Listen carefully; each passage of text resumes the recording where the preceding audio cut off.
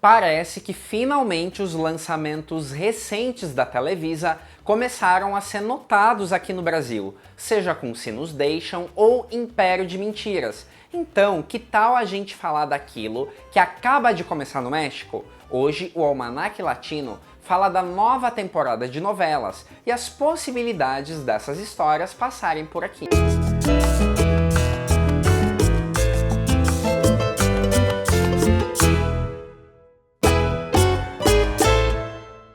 Olá, meu nome é Thiago Fernandes e esse é o Almanac Latino, o canal onde novela mexicana é levada a sério. E para esse canal seguir assistindo às novidades mexicanas, peço que você deixe seu like, seu comentário e se inscreva nesse canal. Não quer perder nada que rola por aqui? Clica no sininho e o YouTube mesmo te avisa assim que surgir novidades. Em fevereiro, o canal Las Estrellas estreou a nova versão de Os Ricos Também Choram, agora protagonizada por Cláudia Martins e Sebastián Rulli.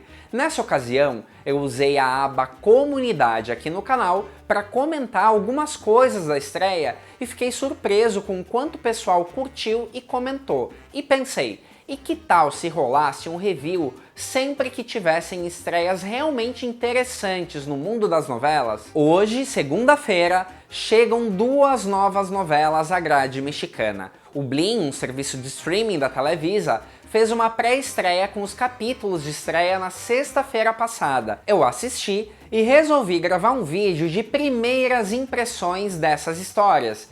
E sabe o que é mais legal? Vai ser uma opinião totalmente crua, sem saber dados de audiência e nem a recepção do resto do público. Corazón Guerrero é protagonizada por Gonzalo García Vivanco e Alejandra Espinosa e é o remake de uma história argentina chamada Valientes. A outra estreia é um drama rural chamado La Herencia e está encabeçada pela atriz Michelle Renaud e pelo ator Matias Novoa.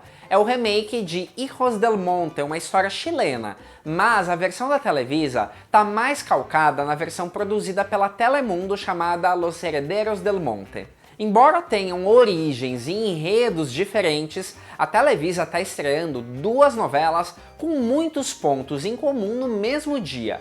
As duas abordam irmãos que são reunidos para um propósito, e as histórias de amor junto a outro grupo de mulheres. Claro, a tendência é das duas histórias irem se diferenciando, e nesse sentido a ambientação joga um papel fundamental. Outro ponto que eu vejo em comum é que nesse grupo de irmãos e irmãs tem um time de jovens atores belíssimos, e eu senti que as duas novelas vão fazer uma fortíssima aposta na shipação de casal. O público jovem adora isso e as duas produções vêm com muitas chances de shipadas. Mas bora destrinchar uma por uma? Corazón Guerrero é a nova aposta das tardes do Las Estrellas. A novela marca o retorno do famoso produtor executivo Salvador Mejía, simplesmente o nome por trás de grandes sucessos da TV mexicana, como A Usurpadora ou A Madrasta, mas que de uns anos pra cá foi emendando fracasso atrás de fracasso,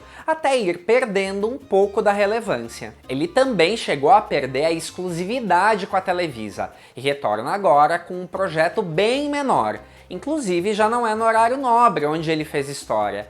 E tem sempre gente falando se era justo ou não. Mas pense, quando ele estava no horário mais badalado, fez muitas apostas para lá de duvidosas em remakes de sucessos recentes, em versões bem questionáveis. De certa maneira, esse regresso às 4 da tarde é uma forma de recuperar o prestígio, para aí sim alçar voos maiores. A história original Valientes foi produzida em 2009 na Argentina e tratava de 3 irmãos empreendendo uma vingança contra um inimigo, decidindo seduzir as filhas do rival. Na época, o Salvador Mejía havia acabado de triunfar com o hit Fuego en la Sangre, que tinha uma premissa similar.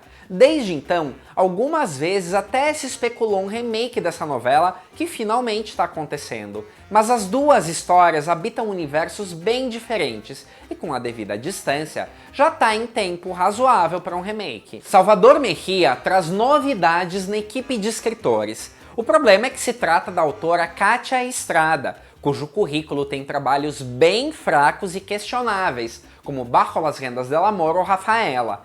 fiquei com o pé atrás, mas darei um voto de confiança. E esse primeiro capítulo mostra que ela tá tentando ser relativamente fiel à obra original. Eu achei que a escritora acertou num ponto. Ao invés de inventar moda de começar a novela com uma primeira fase ou um longo prólogo, a trama começa com o protagonista num rápido flashback, narrando os principais acontecimentos do passado, e em 5 minutos a novela já tá no tempo presente. Talvez tenha sido até um pouco atropelado a maneira como tudo se apresentou, mas ao menos de separada não vão poder acusar a estreia da novela. Resulta que na infância o pai deles, numa participação especial do Eduardo Yanez, foi assassinado em circunstâncias misteriosas e pede que os filhos se vinguem de um homem poderoso, papel do Diego Oliveira. Mas ainda na infância, esses irmãos são separados e no primeiro capítulo, o principal, que é o Gonçalo Garcia Vivanco,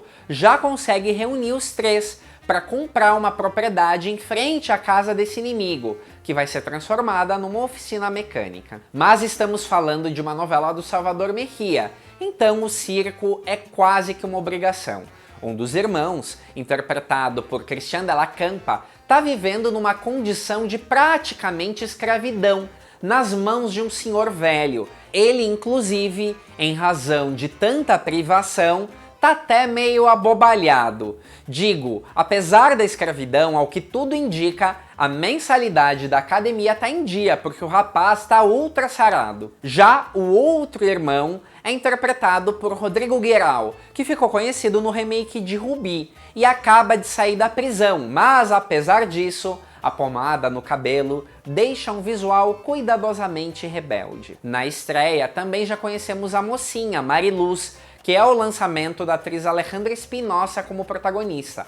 A atriz também atuou em Rubi como a Sônia, para quem lembra. Mariluz é uma doce florista, pobre e lutadora, mas que, curiosamente, tem um visual glamuroso demais para quem trabalha na rua vendendo flores. Me fez lembrar, inclusive, a estreia de Rosalinda, quando a Thalia parecia que ia para um casamento, mas na realidade estava indo para uma barraca de rua vender flores. Dá para dizer que, embora os jovens, que não são tão jovens assim, são rostos pouco conhecidos, e o elenco vai reunir nomes que os noveleiros amam, como Sabine Musier, Ana Martin, Natália Esperon, que estava sem atuar há 10 anos, e Gabriela Spanik. A personagem da atriz, a mãe dos 3 rapazes que está desaparecida, ainda não apareceu na estreia. De qualquer forma, fãs, fiquem tranquilos, será um papel bem importante na trama. Muita gente ficou insistindo na tecla de que ela é jovem demais para ser mãe desses marmanjos, e eu obviamente concordo. Mas por outro lado, eu quero ver urgentemente a estrela venezuelana trabalhando.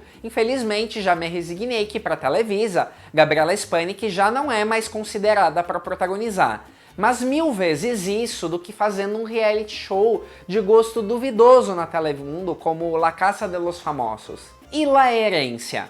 Lembra que eu comentei que a Televisa comprou a versão produzida pela Telemundo para adaptar? O que faltou dizer é que essa novela, que trazia Marlene Favela e Mário Cimarro novamente juntos como protagonistas e foi exibida em 2011, não fez nenhum sucesso nessa versão. Um dos fatores apontados foi justamente o tanto que mexeu na trama original. A história é a seguinte: 5 irmãos adotivos perdem o pai e descobrem que ele teve uma filha biológica, que aparece na fazenda para requerer a sua parte nessa herança. O irmão mais velho é o líder deles, tem o outro que é o vilão, e entre eles e as moças da cidadezinha vão acontecer vários e vários triângulos amorosos. Enquanto na versão da Telemundo a gente sente a pegada rural bem presente, aqui os irmãos apareceram o tempo todo de terno e gravata, mesmo quando estão pela fazenda. Michelle Renaud acumula uma série de protagonistas na sequência, mas na minha opinião,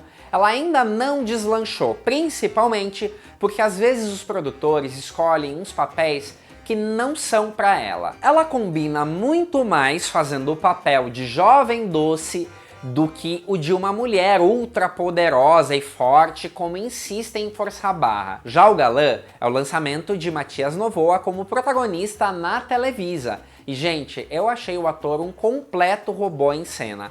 foi escolhido por foto, ao que tudo indica. O que você acha? Juan Osorio assina a produção executiva ao lado de Roy Nelson Rojas, que era um membro da equipe dele por anos. O interessante em La Herencia é ver o Juan Osorio voltando pro drama depois de longos anos investindo em comédias familiares. Nessa última, chamada Que le pasa a mi familia, Juan Osorio se viu obrigado a evidenciar o lado mais dramático da história, justamente no movimento de recuperar a audiência. E honestamente, acho que já era a hora mesmo dele voltar pro drama tradicional. Eu não sei você, mas eu vejo o Juan Osorio mirando claramente em La Desalmada, um hit do ano passado protagonizado por Lívia Brito e José Ron. E ele entrega uma estreia bem correta, com menos acontecimentos que Coração Guerreiro, mas numa novela que, ao meu ver, promete ir melhor justamente pela história ser até mais óbvia.